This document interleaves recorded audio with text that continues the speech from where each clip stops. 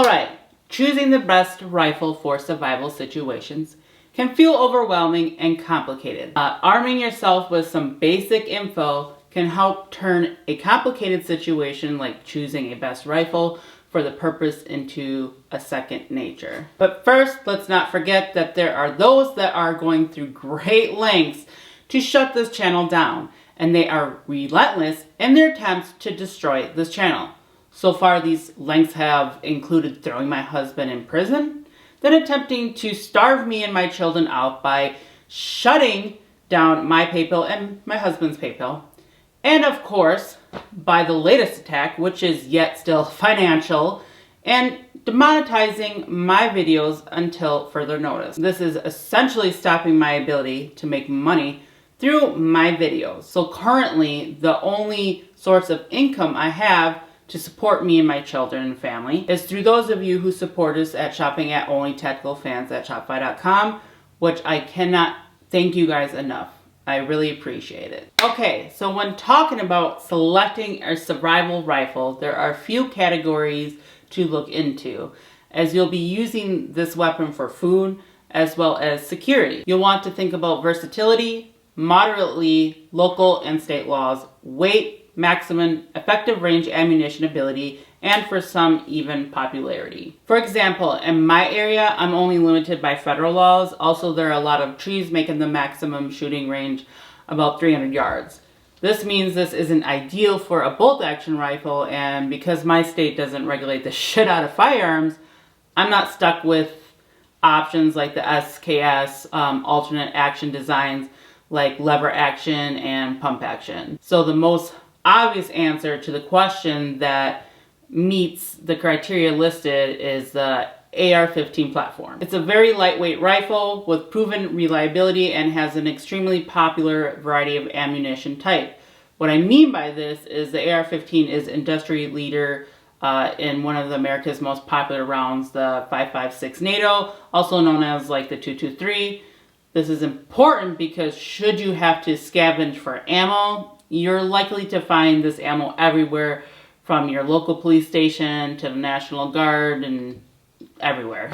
Okay, next let's talk about what we call featureless rifles. In case you find yourself living somewhere like California or New York, these are rifles that laws have been passed with the intention being to legislate away the AK and AR because those are quite literally the most popular rifles in the world. But because of this famous saying coming from the Second Amendment, that saying is shall not be infringed, they were unable to outlaw these rifles because that would be too infringing. So instead they were able to legislate a bunch of stuff for the rifles themselves. Things like threaded barrels, pistol grips, barrel shroud, detachable magazines, etc., etc., etc. So the easiest option is to not choose a semi-auto. But that is exactly what they want, and it's pretty fucking stupid. Or you could just make a featureless AK or AR. But where's the coolness in that? That's like a bar with no alcohol or a strip club with no strippers. I mean, California made a fucking bayonet lug illegal. I guess that was to cut back on drive-by stabbings. Anyways, enough ranting. I have some good news. There are some okay featureless rifles.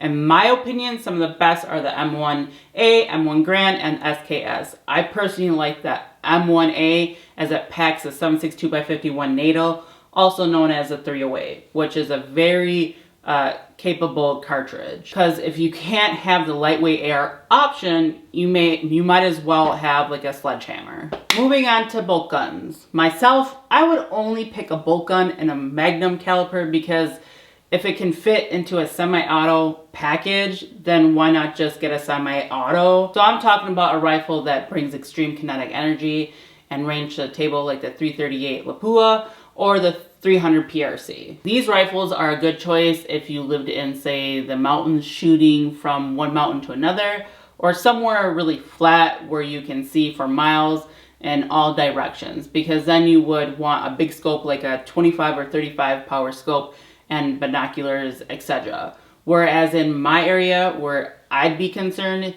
and walking into an ambush, and therefore I'd want more of a reaction rifle. Now, let's touch on alternative actions, such as your pump and lever actions.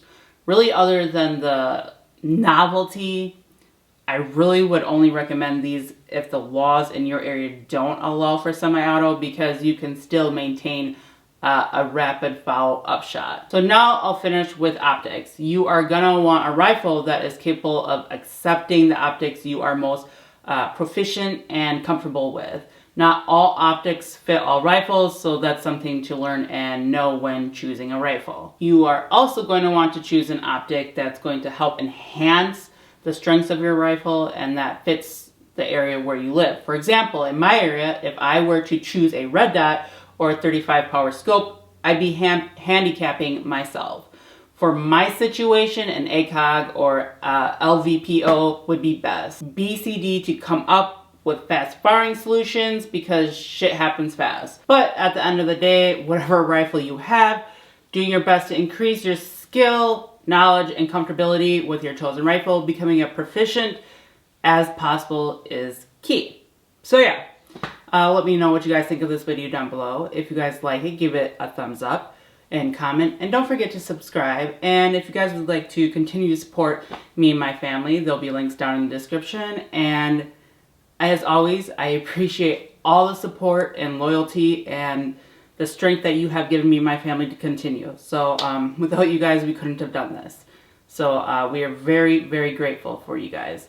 Until next time, guys, peace. Relate the shit out of firearms. Oh, you bitch. Quiet, Liberty!